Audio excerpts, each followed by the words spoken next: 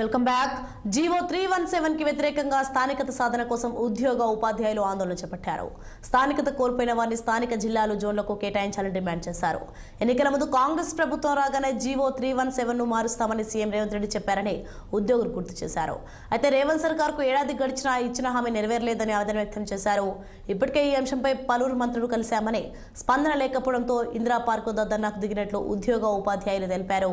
ఇప్పటికైనా ప్రభుత్వం తమ సమస్యని సాల్వ్ చేయాలని, లేదంటే అసెంబ్లీని ముట్టడిస్తామని హెచ్చరించారు. ఉద్యోగ సంఘాల అధ్యక్షుడు విజ్ కుమార్ తరఫున ఈరోజు ఇందిరా పార్క్లో ఉపాధ్యాయ జేఏసీ తరఫున ఈరోజు ఇందిరా పార్క్లో మహా నిరసన దీక్షను ఏర్పాటు చేయడం జరిగింది.